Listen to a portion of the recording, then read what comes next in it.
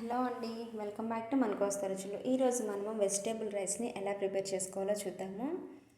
అంతకంటే ముందుగా మన ఛానల్ని ఎవరైనా ఫస్ట్ టైం చూస్తున్నట్లయితే సబ్స్క్రైబ్ చేసుకోండి. అంతకంటే ముందుగా ఈ వీడియోని లైక్ చేయండి, షేర్ చేయండి. ఇలాంటి మరిన్ని వీడియోస్ కోసం మన కోస్తా రుచుల ఛానల్ని తప్పకుండా సబ్స్క్రైబ్ చేసుకోండి. ఇప్పుడైతే మనము వెజిటేబుల్ రైస్ని ఎలా ప్రిపేర్ చేసుకోవాలో చూద్దాము. ముందుగా స్టవ్ ఆన్ చేసుకొని ఒక ప్యాన్ పెట్టేసుకొని అందులోకి 3 టేబుల్ స్పూన్ వరకు నెయ్యిని కానీ ఆయిల్ని కానీ యాడ్ చేసుకోవాలి. అందులోకి 2 చెక్క మొగ్గ అలాగే యాలకులు వేసుకొని ఫ్రై చేసుకోవాలి. ఆ తర్వాత ఈ వీడియోలో చూపిస్తున్న వెజిటేబుల్స్ అన్నీ యాడ్ చేసేసుకొని పచ్చి స్మెల్ పోయేంత వరకు ఫ్రై చేసుకోవాలి. ఆ తర్వాత ఇందులోకి కొన్ని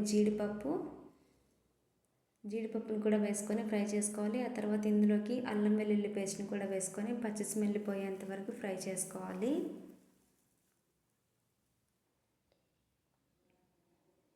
అల్లం వెల్లుల్లి పేస్ట్ పచ్చి స్మెల్ పోయిన తర్వాత ఇందులోకి మనం ముందుగా క్లీన్ చేసి పెట్టుకున్న రైస్ని కూడా యాడ్ చేసుకోవాలి. రైస్ని కూడా యాడ్ చేసుకున్న తర్వాత ఒకసారి మొత్తాన్ని బాగా మిక్స్ చేసేసుకొని రైస్కి సరిపడా వాటర్ని కూడా యాడ్ చేసుకోవాలి.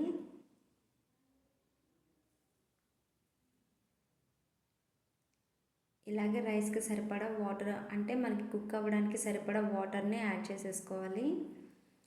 ఆ తర్వాత ఇందులోకి టేస్ట్కి సరిపడా సాల్ట్, బిర్యానీ పౌడర్ని కూడా వేసుకొని బాగా మిక్స్ చేసేసుకోవాలి మొత్తాన్ని.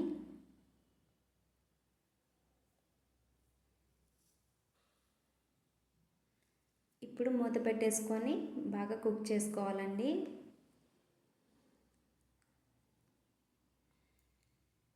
చూడండి, మనకి రైస్ అయితే ప్రిపేర్ అవుతుంది.